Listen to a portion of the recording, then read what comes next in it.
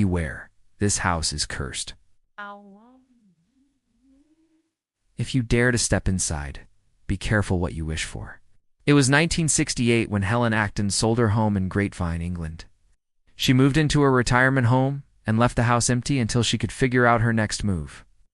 That's when local Dr. John Salas and his wife Margaret spotted the for sale sign out front. They immediately fell in love with the stunning property and its sprawling gardens, so they offered Helen £10,000 for it. But Helen refused.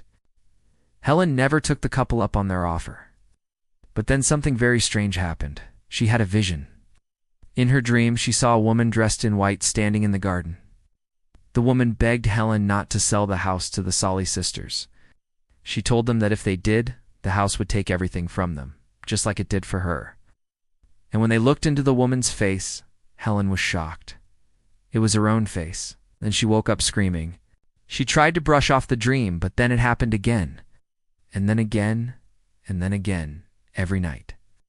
The visions always ended the same way. The woman in white would appear and beg the Salases not to buy the home, so finally Helen relented and agreed to sell the house to them for £10,000. But the couple didn't know that the house had a dark secret. As soon as they moved in, things started going wrong. There were arguments, fighting, and screaming. And Dr. Salas couldn't take it anymore. He went to see his GP, who prescribed him tranquilizers to help him sleep. At first, the pills helped, but one night he had a horrifying dream. He was standing in the garden, and the woman in white appeared and disappeared in front of him. Then he woke up and his wife was nowhere to be seen. Found her in the garden, drenched in water. She had been crying and screaming all night. When he asked her what had happened, she said she had a terrible dream about a woman in white, the same dream that he had. Things went downhill from there. Soon after, Margaret became pregnant, but unfortunately she suffered a miscarriage. Once again, she had dreamed of the woman in white. This time the woman appeared in her dream and reached out to her. Margaret felt an icy cold touch on her stomach, and then she miscarried. The couple decided to leave the home and return it to Helen. But when they got back to the house, they couldn't get in. The front door was locked and no one was home. Called the police, and when officers entered through a window, they found Helen dead in her bedroom. She had passed away in her sleep. The couple grieved for Helen, but they were so traumatized by the events that had taken place in the house that they decided to leave Grapevine forever. When new owners moved in, they heard chains dragging metal moans from within the walls. And then, the ghost of a woman in white appeared to them too.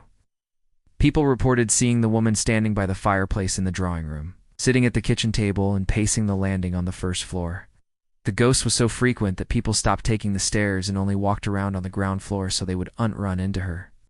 It wasn't long before the apparition drove another resident insane.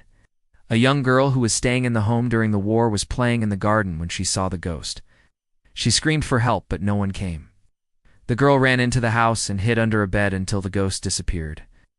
That's when her mental state began to deteriorate. She started hearing voices and talking to herself.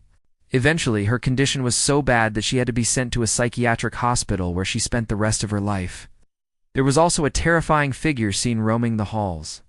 It looked like a tall, thin man wearing old-fashioned clothes. Visitors and residents alike reported seeing him looking out of windows and standing motionless in rooms. Some say he was the original owner of the house, Thomas Cubitt. He built the mansion in 1837 and lived there with his wife Elizabeth. The couple never had any children, and it's rumored that they sold the house after Elizabeth died. But no one knows for sure. Others say the man in white was a servant who worked for the family. It's believed that he was murdered by German soldiers during the war, and now he haunts the house, looking for answers. The worst part, though, was yet to come. Throughout the years, anyone who stayed in the home experienced terrifying events that defied explanation. Sometimes people were pinched and scratched, and other times objects would fly across the room and smash against the wall. One couple even reported seeing a ghostly dog running through the house. That's when paranormal investigators stepped in to try and figure out what was going on. As soon as they arrived at the house, they knew it was haunted. They said the energy was so heavy that it was difficult to breathe. As they explored the home, they learned that many of the ghosts were trapped there and some of them were angry.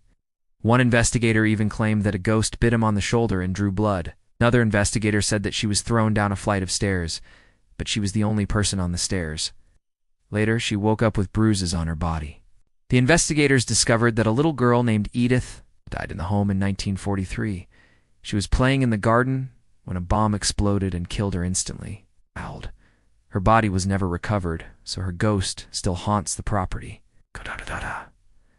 They also uncovered the story of a maid who was killed by a member of the British Army. She was only 19 when she was brutally murdered, and her ghost is still searching for justice. In 1989, a psychic reportedly uncovered the identity of the woman in white. She said the woman's name was Mary, and that she died in the home in 1918. But there are other stories that claim the woman's name is Lucy, and that she died in the 1800s. One version says that she was the daughter of the house's original owner, and that she was so distraught over her father selling the home that she took her own life. The other says that Lucy was engaged to be married, but her lover died before the wedding. She was so upset that she threw herself into the river, but her body was never found. So who is the real ghost? Sadly, we may never know. Since then, more than 20 ghost sightings have been reported at the home. Most recently, a couple was exploring the attic when they saw the ghost of a little girl staring at them. They tried to speak to her, but she turned around and disappeared. Many believe the home is cursed. The tragic events that have taken place here have left behind a dark energy that couldn't be cleansed. Even though the home has changed hands several times throughout the years, the ghosts remain. For those who dare to enter, be careful what you wish for. You might not be able to handle the truth. Now it's time for you to make your voice heard. Comment below and let me know which scary story you want to hear next. And don't forget to subscribe so you never miss an episode.